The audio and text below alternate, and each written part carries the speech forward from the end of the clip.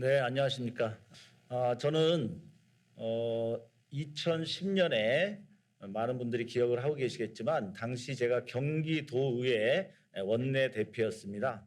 그래서 76명의 의원들과 함께 김상곤 교육감의 아이들의 무상급식을 같이 협력해서 경기도 초중 무상급식을 주도적으로 이렇게 실현해 본 그런 경험이 있습니다. 그래서 그 이후에 보편적 복지가 우리 사회의 어떤 불평등을 어떻게 완화시키고 우리의 소외된 많은 이웃들을 공동체 의식을 갖고 보다 행복한 국가로 만들 수 있는가에 대해서 많은 관심을 가져왔고요. 그래서 저는 우리 사회가 제대로 가려면 우리가 북유럽 전원을 좀 모델로 해서 우리가 복지국가로 가는 길이 불평등을 완화하고 현재와 미래의 고통을 줄이면서 예측 가능한 안전한 어떤 국민들의 삶을 만들 수 있다. 이렇게 좀 생각하고 그러한 비전을 실현시키기 위해서 제가 보건복지에 들어갔습니다. 우리 아이들은 옛날 부모님들이야 소위 아이 낳기만 하면 알아서 부모가 시골에서 키우든 형제 자매들이 키우든 낳기만 하면 잘 자란다. 뭐 이렇게 대가족제에 대해서는 그랬지만 현대 사회에서는 아이 한 명 한 명을 제대로 키우는 게 얼마나 힘든가를 알기 때문에 점점 그 고통을 피하고자 이렇게 저출산 문제가 크게 사회적으로 대두되고 있습니다. 이제는 우리 그 아이들이 엄마의 어떤 책임도 아니고 또 엄마 아빠의 단순한 부모의 책임만으로도 이 모든 것을 해결할 수가 없고 결국은 우리 모든 아이는 우리 모두의 아이라는 그런 어떤 정신을 가지고 우리가 사회적으로 국가적으로 우리 아이들을 보호해야 된다 이렇게 생각하고 있습니다. 특히 지금 코로나19 국면 하에서 우리 아이들이 지금 많은 특히 소외되어 있는 아이들일수록 여러 가지 제약들도 많이 있고 또 학교도 지금 정상적으로 못 가고 또 많은 어려움 거기에다가 더 나가서 보호 차원을 넘어서 지금 학대와 또 사망까지 이루는 이런 아주 어려운 시기를 맞이하고 있습니다. 그래서 우리는 이제는 저희 민주당 같은 경우는 이번에 177석이라고 하는 굉장히 힘을 발휘할 수 있는 그런 의석을 우리에게 줬다라는 것은 그동안 우리 사회에서 해결해야 되는 많은 과제들을 이제는 수가 부족해서 못한다 이런 핑계를 대지 말고 촛불혁명 이후에 우리 사회의 많은 개혁 과제들을 이제는 힘있게 좀 더 책임있게 추진하라는 그런 국민의 명령으로 알고 그동안 미뤄왔던 많은 개혁 과제들을 반드시 추진하고 성과를 내야 된다고 생각합니다. 그래서 여기 우리 아이들의 어떤 행복과 아이들의 보호를 위해서 그동안 애써주신 많은 우리 시민사회 관계자 또 학계 많은 분들이 그동안 그 염원해왔던 많은 과제들을 잘 수렴해서 우리 민주주의와 복지국가 연구회를 비롯한 또 우리 보건복지에서 그러한 것들을 의논하고 같이 합심해서 추진하도록 하겠습니다. 그래서 이제는 좀 더 책임감도 갖고 자신감을 갖고 이제는 모든 것을 필요한 것은 반드시 법률화시킨다 이런 자세로 우리가 함께 했으면 좋겠고요. 오늘 많은 토론 내용을 통해서 이 현안에 대한 많은 부분들이 보다 진일보하는 그런 계기가 됐으면 좋겠습니다. 오늘 참여해 주신 많은 분들 감사드리고 오늘 잘 경청하겠습니다. 감사합니다. 아동권리보장원은 그동안 민간에 위탁해서 운영해오던 8개의 아동정책 지원 사업을 통합해서 2019년 7월 16일 새롭게 출범한 아동정책 지원기관입니다. 지금까지 사업별 또는 대상별로 분리되어서 시행되어 왔던 아동보호나 아동복지 업무들을 하나의 통합된 관리체계로 통폐합을 해서 아동 최선의 이익이라고 하는 원칙 하에서 국가의 아동보호 책임제를 마련한 것입니다. 우리는 아동에 대한 국가 책임 확대라고 하는 아동정책 변화의 중요한 출발선에서 아동권리보장원이 해야 할 일이 많다고 생각하고 있습니다. 또 우리나라는 유엔 아동권리 협약 비준국입니다. 따라서 아동과 청소년의 권리와 삶의 질 향상에 대한 책무를 가지고 있습니다.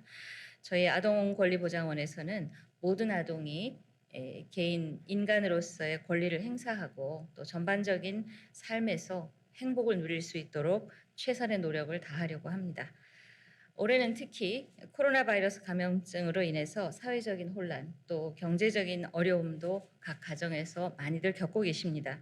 특히 이렇게 사회적 거리두기가 일상이 되어야 하는 상황에서는 맞벌이 가정 아동들의 돌봄 공백이라든지 일반적으로 또 서비스를 받기 위해서 시설이나 기관에 와서 서비스를 받던 그런 아동들의 돌봄 공백이 발생하였습니다. 또 아동이 거의 석 달이 넘도록 집에 머무르다 보니 장기화된 이런 양육의 부담 때문에 양육자 스트레스가 상당히 증가하였고 또 이로 인한 아동 학대와 관련된 일들이 또 발생하고 있어서 우려가 높습니다. 이런 여러 가지 일상생활에서의 변화는 아동의 삶에도 분명히 큰 영향을 미칠 것이라고 생각합니다.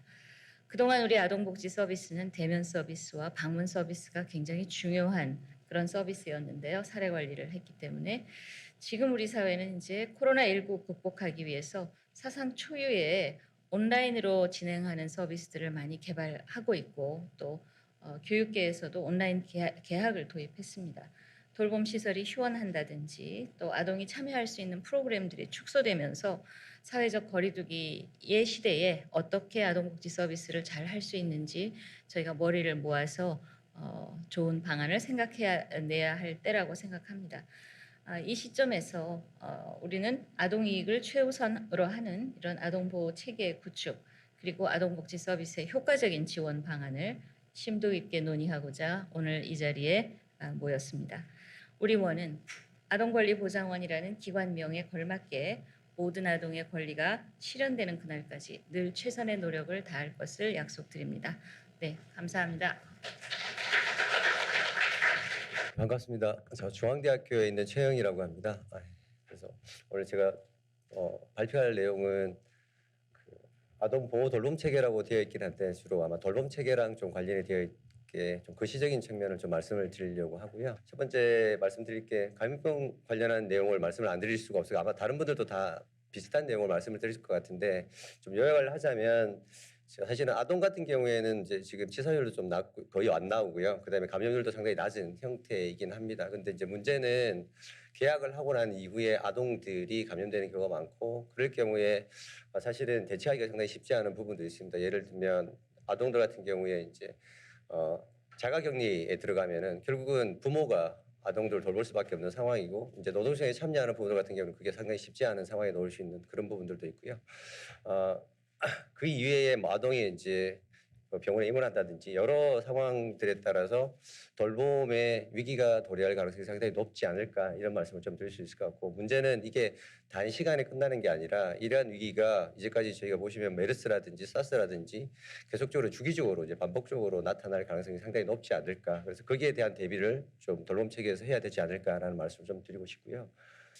그래서 저는 이제 이 전체 내용은 오늘 아마 여기 참여하신 다른 교수님 혹은 선생님들께서 좀 추가적으로 말씀을 드릴 것 같고 저는 주로 이제 돌봄 체계와 관련한 말씀을 좀 드리려고 합니다. 크게 한 4가지 파트로 좀 나눠봤는데요. 첫 번째는 지금 경제 부분입니다. 그래서 사실은 코로나19로 인해서 나타나는 큰 이제 흐름 중에 하나가 이게 주기적으로 계속 발생한다고 한다면 주기적인 경제 위기에 노출될 가능성이 상당히 높고 거기에 대한 대응책이 좀 필요하다. 특히 아동과 관련해서 사실은 이제 일반 가정 그러니까 보통 우리가 뒤에도 말씀드리겠습니다마는 경제 위기에 가장 취약한 형태가 아시겠지만 저임금 노동자라든지 뭐 비정규직 이런 형태의 노동이 될 텐데 사실은 이제 같은 조건이라고 한다면은 같은 비정규직이라 하더라도 자녀를 양육하고 있는 가정 같은 경우는 훨씬 더 큰 위험에 놓이게 됩니다. 그래서 이전에 IMF라든지 저희가 겪었던 경제 위기 때 가족 해체라든지 혹은 거기에 있는 아동들이 피해를 입는 경우가 상당히 많이 나타났고 실제 아동 빈곤율이 다른 계층 혹은 연령대보다 훨씬 더 높게 나타나는 측면들이 있습니다. 그래서 그런 데 대한 이제 소득 보장 관련한 대비가 좀 필요하지 않을까라는 말씀을 좀 드리고요. 그다음에 비대면 온라인 뭐 계속 이제 얘기가 되고 있는 부분들인데 그다음에 이제 노동 환경도 많이 변해서 부모들이 뭐 스마트 워크라 그래서 기업 입장에서도 감염병 상황에서는 회사에서 집단으로 모여서 근무를 하는 형태보다는 비대면 형태로 근무를 많이 전환을 하고 있고요. 그러한 상황에 따라서 돌봄 부분하고 노동하고가 어떻게 적절하게 조화될 수 있을지에 대한 고민들을 우리가 좀 해야 되지 않을까 이런 말씀을 좀 드릴 수 있을 것 같고요. 그다음에 실제 이제 가족 내 돌봄이 상당히 많이 증가하고 있습니다. 나중에 디테일 조금 보여드리겠습니다만은 감염병 시기에 아동들 보호하기 위한 휴가나 이런 제도를 통해 가지고 가족 내 돌봄이 굉장히 증가하고 있고 거기에 따른 이제 여러 가지 스트레스 요인이라든지 혹은 그러한 가족 돌봄을 지원하기 위한 제도적인 뭐 장치라든지 이런 것들을 종합적으로 좀 고민을 해야 되지 않을까. 앞에서 말씀드린 노동시장 환경 변화라는 부분하고 연동해서 돌봄이랑 노동이랑 적절하게 조화가 될 수 있는 형태의 시스템을 다시 또 고민을 해야 된다 이런 말씀을 좀 드리고 싶고요. 마지막으로 이제 기존에 우리가 만들어놨던 돌봄 시스템이 있는데 이러한 돌봄 시스템도 이제 앞으로 만약에 이런 감염병이 주기적으로 발생을 한다면은 그게 맞게 기존의 돌봄 시스템 내에 감염병 위기에 대응할 수 있는 시스템을 이제 구축하는 게 좀 필요하지 않을까 이런 말씀을 좀 드리고 싶습니다. 그래서 크게 한 4곡지 정도로 좀 말씀을 드리려고 하고요. 실제 이제 지금 정부에서 하고 있는 것들은 기업에 대한 지원이라든지 그러니까 경제 위기 문제와 관련해서 여러 가지 지원을 하고 있고 돌봄 관련해서도 여러 가지 새로운 이제 지원책을 많이 내놓는 부분들이 있습니다. 기본적으로는 이제 긴급 돌봄 기존에 있는 인프라 활용해서 학교가 이제 지금 이제 그 휴원을 하고 있고 학교 유치원 그다음에 보육시설 그다음에 아동 관련한 시설도 휴원을 많이 하고 있어가지고 거기에 따른 긴급 돌봄을 이제 복지부라든지 그다음에 여성가족부 아니면 교육부 쪽에서 실시를 하고 있는 상황이라고 보시면 될 것 같고요. 그다음에 이제 가족 돌봄 시간이나 비용을 지원하기 위한 형태가 크게 보면 2가지 정도가 있는데 최근에 이제 가족 돌봄 휴가 원래 무급이었는데 올해부터 시작된 거죠. 원래는 가족 돌봄 휴직 30일 동안 주는 게 있었는데 그게 거의 이제 이용을 안 하는 부분도 있습니다. 사전에 이제 통보를 해야 되고 뭐 이런 여러 가지 이유들 때문에 그래서 올해 도입된 게 무급 가족 돌봄 휴가 열흘 정도가 되었는데 실제 코로나 시기에 부모들이 휴가를 사용하기가 쉽지 않은 부분들이 있습니다. 그래서 지금 그게 가장 큰 문제 중에 하나가 소득 대체 부분 때문인데요.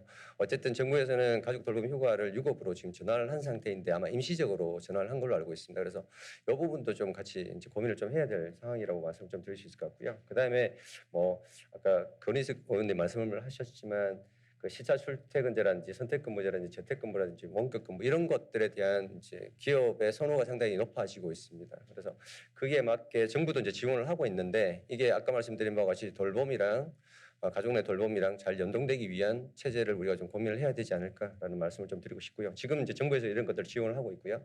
그다음에 아동 돌봄 쿠폰이라고 해서 이제 아동 수당 받는 아동들 대상으로 지금 이제 40만 원 정도 이렇게 긴급 자금 비슷하게 이렇게 지원을 하는 부분들이 있습니다. 이게 어떻게 보면 소득 지원이라고 말씀을 좀 드릴 수가 있는데요. 이게 이제 아동과 관련한 전체 지원 내용이라고 좀 말씀을 드릴 수 있을 것 같고. 실제 이제 그러면은 코로나19 상황에서 아동 돌봄을 지금 부모님들이나 혹은 이제 어떻게 하고 있는지 사실 데이터가 지금 나온 게 별로 없어서 제가 지금 육아정책연구소에서 최근에 설문조사한 내용이랑 그다음에 노동부에서 노동 맞나요? 네. 그래서 최근에 이제 발표한 돌봄 관련한 내용을 조금 같이 가져와서 좀 대략적인 말씀을 드리도록 하겠습니다.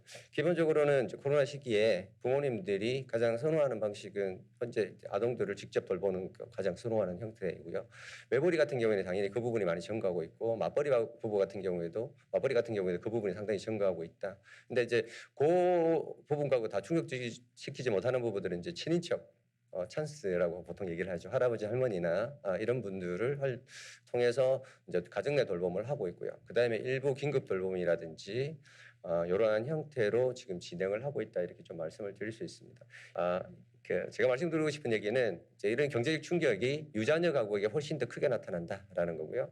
그 이후에 보시면 실제 이제 이전에 경제 위기 때 나타났던 통계치를 보면은 25세 미만의 아동 혹은 청소년 가구의 빈곤율이 상당히 증가합니다. 노인들이나 이런 다른 이제 계층하고 다르게 얘기하면 유자녀 가구의 빈곤이나 경제적 위기에 노출되는 게 상당히 크게 나타난다. 그래서 거기에 대한 소득 지원 제도가 좀 필요한 부분들이 있습니다. 근데 지금 국가에서 제공했던 게 재난 지원금 형태인데 기본소득 형태의 모든 사람에게 다 주는 형태의 재난 지원금은 예산을 감당하기가 사실 쉽지 않은 부분들이 있습니다. 그리고 그 예산을 지급했다 하더라도 우리가 생각하는 이제 저소득 계층이나 이런 분들이 실제 빈곤에서 탈출할 수 있느냐면 그건 또 아닐 수 있거든요. 지금 정부에서 제공한 게 100만 원 정도잖아요. 그죠? 근데 4인 가구 기준에서 100만 원 지급을 했는데 14조 원이 들었습니다.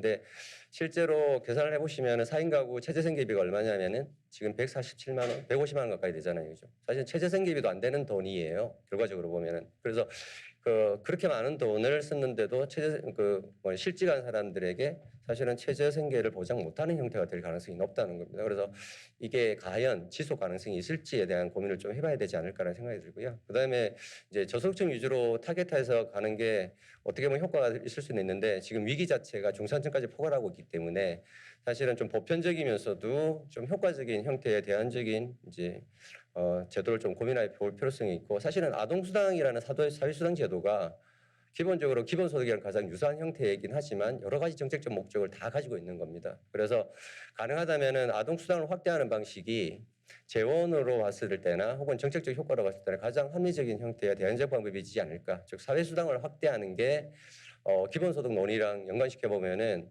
가장 합리적인 정책적 대안이 되지 않을까. 지금 이제 18세까지 아동수당을 확대하면은 14조 정도가 듭니다. 이번 기본소득 재난 기본소득 쓴 거랑 거의 비슷한 돈이 들죠. 그래서 사실은 충분히 가능할 수 있지 않을까라는 생각이 들고요. 시간이 없어가지고.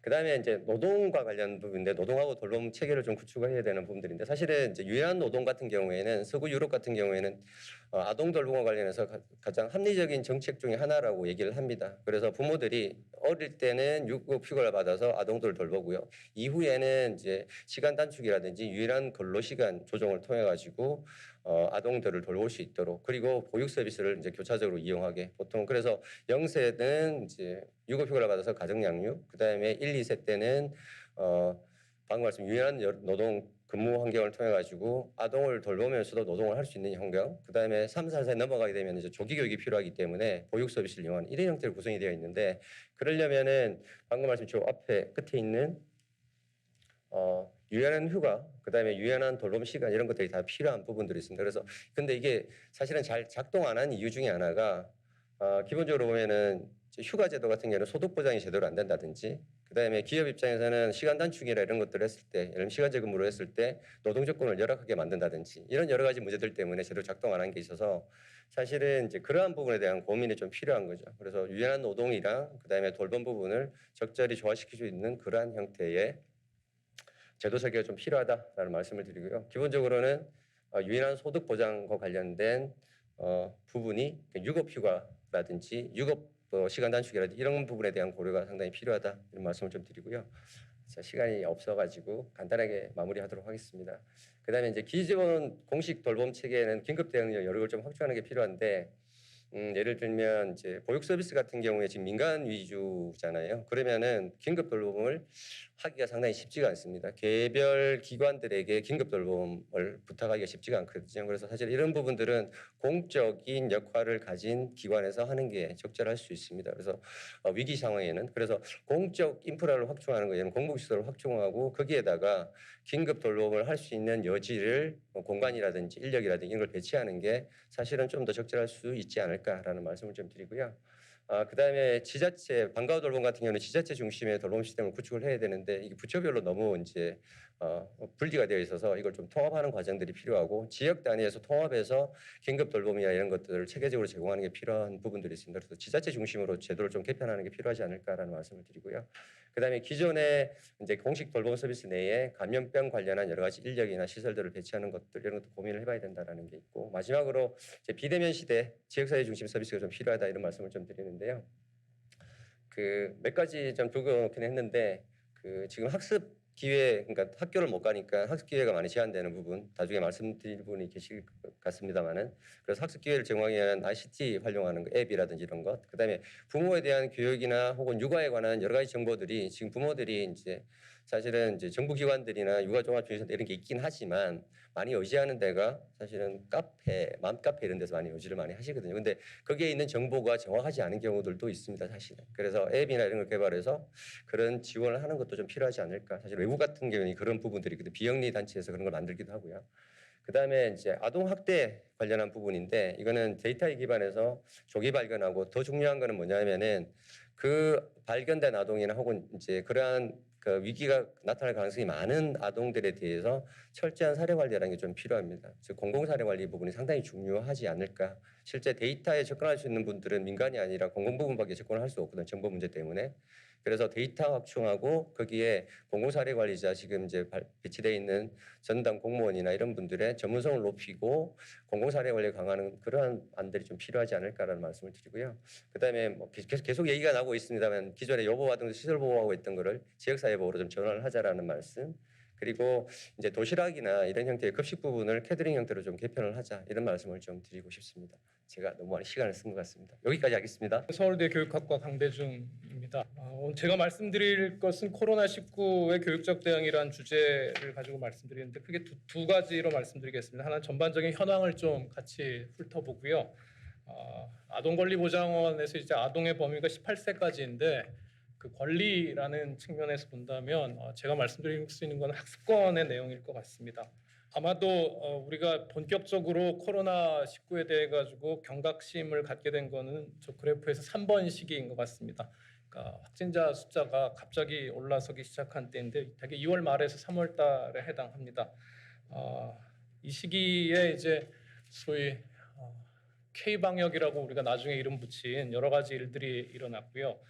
또 사회적 거리두기, 재난기금을 지급하거나 또 선거도 치렀는데 선거 때 이제 의원님들 몇 분 오셨는데 다 이렇게 소독약 메고 골목길 돌아다니시는 이상한 광경을 저희가 보기도 했습니다. 이런 일 통해서 이제 소위 뉴노멀이라는 것이 우리 사회에 올 것이다라는 것을 누구나 이제 의심하지 않고 받아들이고 있습니다.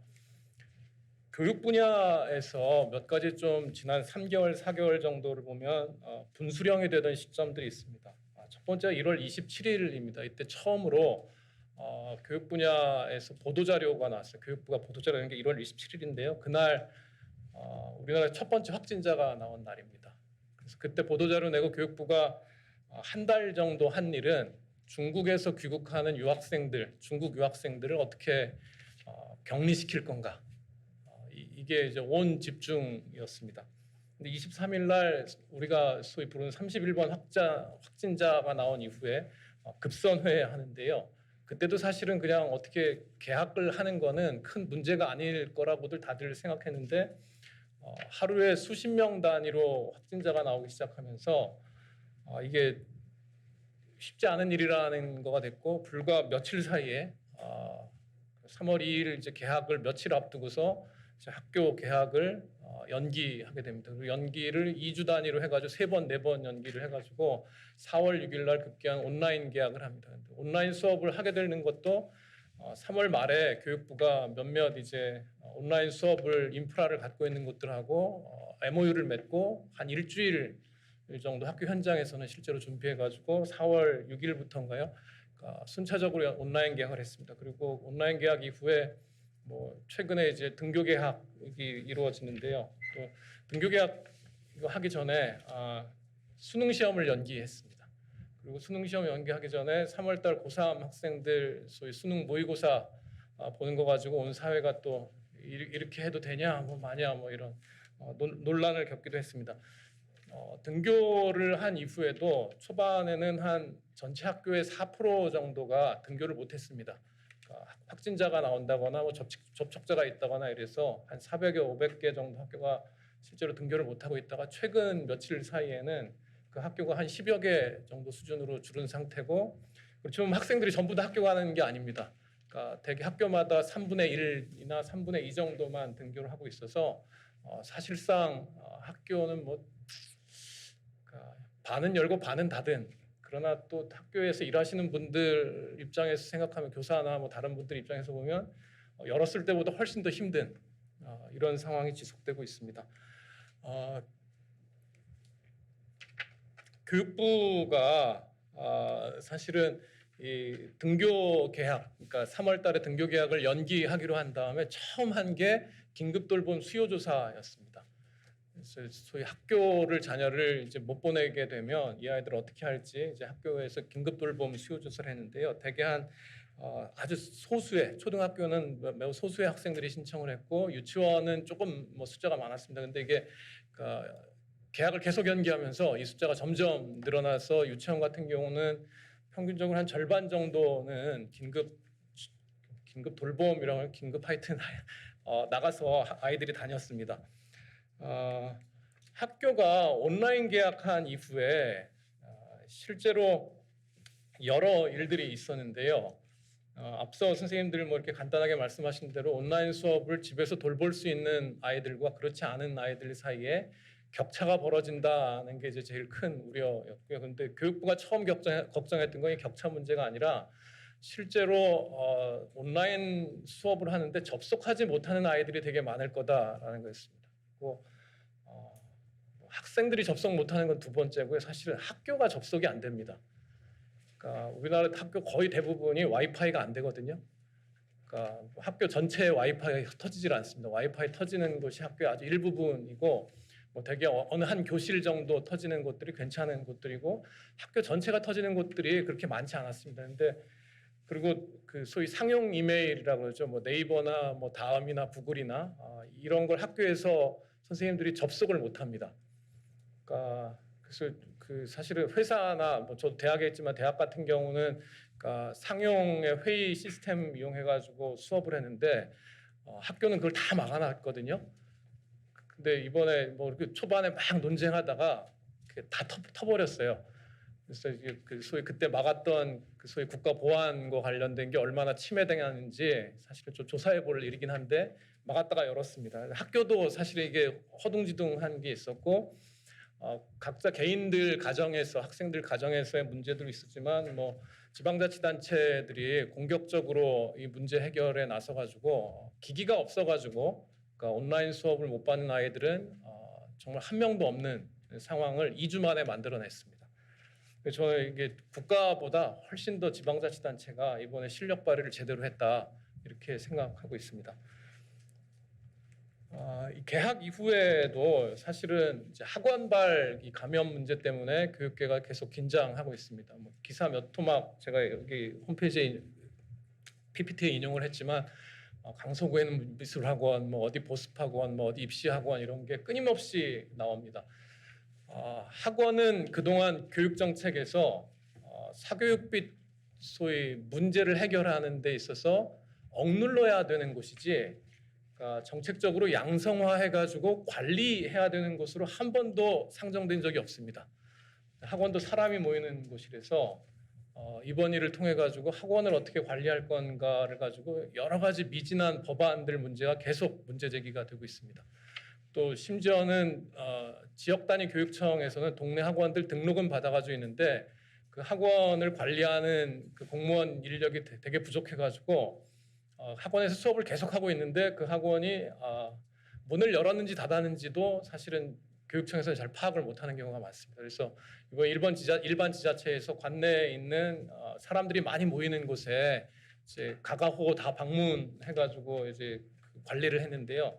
학원은 일반 지자체에서는 명단도 없어서 교육청에 부탁해가지고 명단 받아가지고 가봤더니 이미 폐쇄된 곳들도 있었다 이런 우스갯소리도 들은 적이 있습니다. 그만큼 학원이라는 곳에 대해서 우리가 교육적으로 어떤 정책을 해왔는지에 대해서 좀 반성할 부분이 있습니다. 전반적으로 이제 교육 분야에 있었던 일들 몇 가지 이슈들을 말씀을 드렸고요. 학습권 보장과 관련해서 제가 좀 이렇게 드릴 말씀인데 노원구의 아이휴 센터를 좀 제가 다녀왔었습니다. 왜냐하면 노원구가 지역사회와 학교가 연계한 소위 지역사회 돌봄 체계가 제가 아는 범위에선 대한민국에서 제일 진보해 있는 선진 지역입니다. 민간학 협의체가 오래전부터 작동하고 있고요. 민간 부분에 있는 분들이 상당히 자율성을 가지고 지방정부하고 일을 하고 교육청도 이렇게 견인하는 곳인데 이곳에서 이제 아이휴 센터는 소위 시설 공급 중심이 아니라 실제로 학생들 돌봄이 필요한 아동들의 시간을 고려한 이제 돌봄 체계까지 구축을 했습니다. 그래서 학교 끝나고 부모님이 집에 올 때까지 사이에 학생들이 다양한 방식으로 그 시간을 보내는데 학원을 다니는 아이들이 많아요. 그런데 학원과 학원 사이에 빈 시간이 있습니다. 이 시간 동안 노원구의 아이들이 PC방과 길거리를 헤맨다는 사실을 알고 이분 노원구에 계신 분들이 그 시간을 보낼 수 있는 곳을 시스템을 만들기 시작했습니다. 그래서 2018년, 19년 동안 21개소를 열었고요. 내년 2021년까지 40개를 여는 것을 목표로 합니다. 그래서 하루에 3시간 이하로 이용하고 한 달에 3만 원 내면 그러니까 저기 가서 엄마 올 때까지 중간 중간에 들러가지고 이제 그 돌봄을 받는 곳인데요. 이거 운영하기 위해서 이 돌봄 협의체를 저렇게 그 구차원에서 구성하기도 했습니다. 제가 몇 군데 이렇게 가봤는데요. 저 오른쪽에 있는 게 아파트 1층에 있는 곳을 얻어가지고 한 곳인데 이 아이휴 센터가 코로나 때문에 시간제 돌봄 센터에서 온종일 돌봄 기관으로 바뀌었습니다. 그래서 제가 좀 가보고 마음이 많이 아팠는데 저 아파트가 16평 실평수로 하면 내부가 한 16평쯤 되는 것 같습니다. 저기에 선생님 4분하고 아이 14명하고 18명이 아침 10시부터 저녁 6시까지 그러니까 긴급 돌봄 비슷하게 하는 거예요. 그러니까 하루 종일.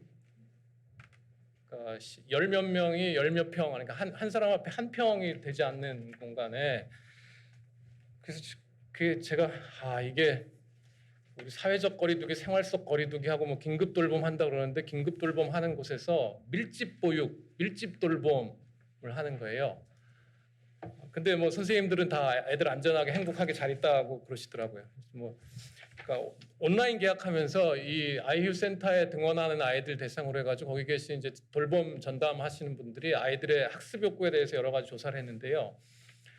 여기 나오는 아이들은 그래도 서민층 아이들이라 가지고 괜찮은 돌봄을 받았습니다. 그래서 선생님들이 뭐 EBS도 틀어주고 뭐 이렇게 핸드폰 가지고 오면 그걸로 이학스터나 다른데 이제 연결해가지고 학교 수업을 듣게 이렇게 돌봐주는데 제일 큰 문제가 점심 식사였습니다.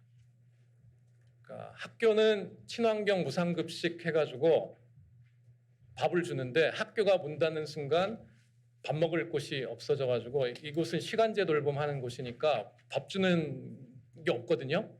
예산도 없고 그래서 도시락 싸가지고 다니다가 도시락 주문해가지고 먹다가 하여튼 고생을 엄청나게 하신 걸 봤습니다.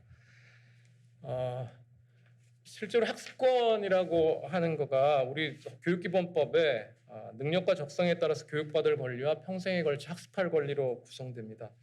근데 학교가 문 닫았을 때 학습권을 어떻게 할 건가? 이걸 어떻게 학교 밖에서 보장할 건가? 그리고 적극적인 보장이 어떻게 될 건가의 문제인 것 같습니다. 되게 개학 연기하면서 돌봄 문제가 제일 큰 화제가 됐고 돌봄이 교사의 업무가 아니라 그래가지고 교사들이 집단적으로 이제 교육부에 항의하기도 했습니다. 교육기본법에 돌봄을 학교의 기본적인 주요 업무로 넣으려고 했다가 이틀 만에 교육부가 항복했습니다. 학교는 지역사회에 완전히 섬처럼 존재해서 그 넓은 곳을 돌봄을 위한 시설로 이번에도 거의 못 썼습니다. 근데 좀 이렇게 학교를 탓하기 앞서서 누가 학교를 그렇게 지역사회 섬으로 만들어 왔는지에 대해서 좀 우리가 전체적으로 우리 사회가 좀 반성을 할 필요가 있는 것 같습니다. 온라인 수업하면서 불평등 문제가 되게 뭐 오늘 발표해 주신 선생님들도 얘기를 하셨는데요. 이게 결국 학부모의 역량이 되게 중요하고 가정의 경제력이 중요합니다. 차고 넘칩니다. 교사의 영향이나 학교의 영향보다 아동의 학업 성취와 뭐 이렇게 신분 상승이나 이런 거에 가정의 변인이 미치는 영향이 크다는 거는 뭐 확립된 얘기입니다. 그러니까 학교보다 가정이 100만 배 더 중요합니다. 근데 그러면 가정의 힘을 어떻게 더 키울 건가? 이게 큰 화제인데 우리는 학교에다 모든 것을 다 사실은 맡기고 학교에다가 어떻게 더 책임을 더 부과할 건가가 사회정책의 아주 큰 담론으로 되어 있습니다. 그렇지만 그보다 더 중요한 것, 또 위기 때 더 우리가 확인한 거는 어떻게 하면 학부모들의 역량을 높일 건가, 또 학교에 집에서 그런 도움 못 받는 아이들에게 사회가 어떻게 더 선별적으로 필요한 도움을 제공할 건가, 이게 훨씬 더 중요한 문제인 것 같습니다. 제 교육학 공부하는 입장에서 코로나 사태는 교육개혁을 위한 좀 큰 기회라고 생각합니다. 왜냐하면 한국 사회가 복지사회로 가는 거는 아주 큰 화두로 삼고 있는데 교육개혁하자는 거는 이제 뭐 열망도 없고 희망도 없고 교육개혁은 입시개혁으로 특히 이제 문재인 정부 들어가지고 더 그게 심해졌는데요. 입시 공정성이 교육 공정성으로 치환되면서 교육개혁을 어떻게 할 건가에 대한 게 거의 뭐 얘기가 안 나오고 있습니다. 특히 이번에 저는 이 코로나 사태하면서 소위 교육이 제대로 되지 못했을 때 누가 제일 큰 피해를 입는가, 그리고 이제 어려움에 처한 아이들이 제일 큰 피해를 입거든요. 그래서 좀 교육 개혁을 위한 큰 어떤 계기가 되기를 바라는 마음이 있습니다. 고맙습니다. 그래서 저는 이번 시간에 여러분들과 함께 우리가 특히 우리 권리보장원에서 8개 아동복지 정책과 관련된 사업들을 운영을 하고 있는데 지원하고 있는데 이 사업들에서는 어떻게 지원을 했는지 우리 정부는 아동복지와 관련해서 어떤 관심을 기울여 왔는지 그리고 우리가 앞으로 어떻게 대처해야 되는지 우리 모두의 과제라고 말씀하신 말에 깊이 공감을 하고요. 그런 말씀을 좀 아동의 관점에서 드리고 싶습니다. 아동의 관점이라고 제가 말씀을 드렸는데 코로나19에 따라서 우리 아동의 삶이 어떤 영향을 받아왔는지를 먼저 잠깐 말씀을 드리고 싶습니다. 이전에 이제 선생님들도 많은 지적을 해주셨는데요. 아까 그 얼라이언스의 그 맵을 한번 보여주셨어요. 전종석 교수님 그 발표에. 그런 것처럼 아동 생존과 관련해서는 감염의 문제가 가장 중요했습니다. 우리나라 아동 청소년의 감염 그 비율이 다른 나라에 비해서 조금 높은 그 원인을 찾을 수는 없지만 그러나 어쨌든 아동이 감염되든 가족이 감염되든 아동의 생존권을 위협받을 수밖에 없습니다. 물론 전 세계의 다른 나라에 비해서 우리는 훨씬 더 좋은 예방책을 갖고 있긴 했지만 아동의 삶에는 아동의 생존권이 위협이 된다는 거죠. 그리고 지금까지 쭉 보셨겠지만 지역사회복지관이라든지 지역아동센터라든지 우리가 사회적 거리두기, 강력한 사회적 거리두기를 시행을 하면서 지역의 복지기관이 휴관을 하게 되고 학교 개학도 연기가 되고 또 온라인 계약을 하고 이렇게 되면서 다른 뭐 교육권이나 이런 것들도 굉장히 중요한 문제지만 급식 아이들이 밥을 먹지 못하는 그런 문제들이 생기게 됐습니다. 그래서 아동 결식이 다시 우려가 됐습니다. 그리고 다른 여러 가지 질병으로 아파왔던 아이들이 있었습니다. 신체적으로도 그렇고 정신적으로도 그렇고 그럴 때 이런 질병이나 장애가 있는 아동들의 경우에는 치료를 유지하는 것이 상당히 어려움이 있었습니다. 또 그 불평등이 심화된다고 말씀을 계속해서 드리고 있는데요. 빈곤 가정의 예방용품을 확보하는 것이 어렵습니다. 우리가 그 초기에 공적 마스크가 되기까지 어떤 상황이었는지 전부 기억을 하실 거예요. 그리고 공적 마스크를 사러 나가시기가 쉬웠는지 어려웠는지 이런 것들도 기억을 해보면 우리의 삶에서 그것들이 어떤 영향을 미쳐왔는지 알 수 있을 것입니다. 근데 취약가 가구의 그 아동의 경우에 부모들이 훨씬 더 그런 상황, 그것을 얻을 수 있는 상황이 훨씬 어려운 상황이라는 거죠. 또 이분들은 특히나 이런 취약한 환경에서 일하는 부모들이 많기 때문에 건강 불평등이 더욱 심화될 수밖에 없는 환경에 처해지게 됐습니다. 다음 보호권과 관련된 문제입니다. 아이들이 집에 굉장히 많이 있게 됐어요. 실제로 우리가 권리보장원에서 지난 그 5월에 조사를 한 경험이 있는데 이따 결과를 잠깐 보여드리겠지만 아이들이 혼자 집에 있는 시간도 많아졌고요. 집에 있으면서 미디어 이용하는 율이 굉장히 급등했습니다. 그러면서 아동들이 그 미디어에 노출되는 빈도와 같이 많아짐에 따라서 미디어 중독이라든지 또는 디지털 성범죄도 세계적인 추세와 마찬가지로 거기에 그런 성범죄 관련해서 노출될 우려도 높아졌습니다. 돌봄 공백이 생겼습니다. 그래서 아동 방임의 문제 심각했다는 얘기는 교육권에서도 얘기를 하고 복지 쪽에서도 얘기를 계속해서 하고 있습니다. 그리고 지금 계속 아픈 사건들이 많이 발생을 하고 있는데요. 그 닫혀진 문 안에서 아동 학대가 많이 발생하고 있었는데 노출 빈도가 적었습니다. 그런데 실제로는 계속해서 발생을 하고 있다는 거죠. 그런데 이전에 발생했었던 것보다 스트레스가 증가하고 하면서 그 안에서 더 많은 아동 학대가 발생할 가능성이 더 커졌습니다. 다음은 아동 발달권과 관련된 문제입니다. 이런 여러 가지 우리가 한 번도 경험해보지 못한 이 사회에 살게 되면서 여러 가지 사회의 그 운영 방식이 바뀌게 됐습니다. 사회 운영 방식이 바뀌고 이러면서 여러 가지 이제 또 우리가 일상생활에서 위기들이 도출이 됐는데 가장 큰 위기, 가장 우리가 많이 느끼고 있는 위기가 경제와 관련된 위기입니다. 경제 침체 장기화되고 부모가 실직하는 율이 높아지고 가정의 소득이 감소하면서 빈곤 가정이 늘 수밖에 없었겠죠. 아까 그 최영 교수님 발표에서도 우리가 IMF 때 어떤 경험을 했는지를 잠깐 말씀해 주셨는데 그때 우리가 아동 빈곤율 굉장히 높아졌고 거기에 따라 아동 발달이 굉장히 부정적인 영향을 미쳐왔다는 것을 우리가 경험한 바가 있습니다. 또 감염병에 대해서 내가 실제로 걸리지 않았더라도 또 내가 아는 사람이 걸렸거나 아이들한테는 그것 자체가 스트레스가 되고 이 사회가 불안하고 공포하고 또 재택 또는 자가격리 이런 것들이 계속해서 언론을 통해서 나오면서 밀착 감시하고 통제하는 수밖에 없었지만 그 사실 자체가 이 아이들에게 우리 아동들에게 굉장히 스트레스를 증가시킬 수밖에 없었다는 것. 그리고 학교 휴교하고 결국 이제 교육뿐만 아니라 다양한 문화적인 경험이라든지 친구랑 밖에서 뛰어놀 수도 없죠. 비대면화, 언택 시대에 들어서게 되면서 온라인 도구나 인프라가 부족하게 돼서 교육에 대한 소외라든지 불평등은 증가할 수밖에 없었습니다. 그러니까 누가 걸렸다 또는 누가 외국에서 왔다든지 어쨌든 자가격리가 됐다 하는 사실만 해도 혐오와 배제가 되지만 특별히 이제 다문화 가구 아동이라든지 시설 아동이라든지 난민 아동의 경우에는 더더군다나 차별의 우려의 가능성이 훨씬 더 많이 노출되게 됐습니다. 아동 참여권과 관련해서도 다양한 문제들을 우리가 볼 수 있었는데요. 이 코로나와 관련된 어떤 지침이라든지 이런 것들은 전부 아동의 관점이 아니라 보호자의 관점이나 성인의 관점에서 제시가 되고 있었습니다. 그러다 보니 아동들 스스로 나를 어떻게 보호해야 되는지에 대해서는 사실 알지 못하는 경우들이 많이 있었습니다. 주로 성인 대상의 정보를 제공하다 보니까 특히 특수 욕구를 갖고 있는 아동에 대한 맞춤형 정보가 부재했다는 것을 이번에 발견을 할 수가 있었습니다. 저 앞에 있는 사진이 저희 지난 4월이었나요? 예, 어린이 특집 정례 브리핑입니다. 질병관리본부에서 했었던 20명의 아동들에게 미리 그 질문을 받아서 이제 답변을 준비해서 하는 정도였는데요. 좋은 시도였다고 저는 생각을 합니다. 그러나 이렇게 일회성이 아니라 훨씬 더 적극적으로 우리가 좀 해야 되지 않을까. 실제로 가까운 대만의 경우에 처음에 한 500명 정도의 아동들에게 우리가 했었던 것처럼 우리보다 훨씬 이전에 시작을 하긴 했었는데요.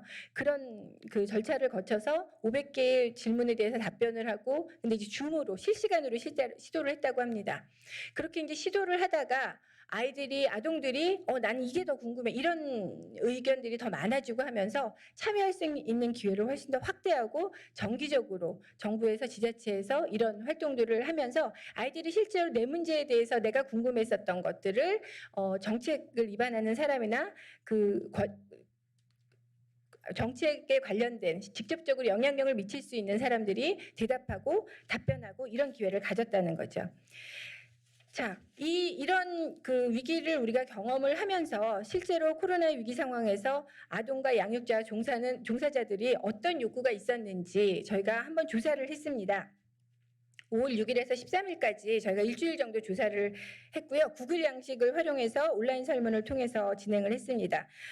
8,965명의 대상자들이 참여를 했는데 이 중에 35% 정도가 아동이었고 42% 정도가 양육자, 나머지 23% 정도가 종사자였습니다.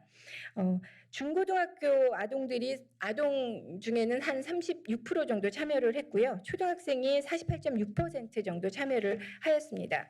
이 아동들에게 그리고 종사자들에게 부모님들에게 조사 대상이 참여한 분들에게 코로나19로 지원받은 경험이 있느냐 그랬더니 대부분 있다고 말씀하셨습니다. 이때 5월 달이었어요. 한 80% 이상 있다고 약 80% 정도 있다고 말씀하셨습니다. 지금까지 받은 그 도움들 중에 어떤 게 제일 도움이 되었냐라고 물어보니 양육자는 현금이 가장 많았습니다. 그리고 아동과 종사자는 예방용품이 가장 만족스러웠다, 가장 도움이 되었다라고 얘기를 했습니다. 뒤에도 보시겠지만 양육자들은 경제적인 어려움이 가장 큰 어려움이라고 호소를 하고 있는 것처럼 현금 지원이 가장 내가 필요했던 것을 준 그런 도움받은 듯한 그런 도움이었다라고 얘기를 하고 있습니다. 그다음 코로나19가 확산된 이후에 우리 아동의 삶이 어떻게 변했는지 다른 것들도 있지만 방해 문제가 가장 심각한 것으로 드러났습니다. 저희가 조사한 내용 중에서는요. 실제로 아동이 혼자 집에서 보내는 시간은 1시간 이내가 제일 많긴 했지만 3시간 이상 혼자 있는 아동들이 40% 이상이었습니다.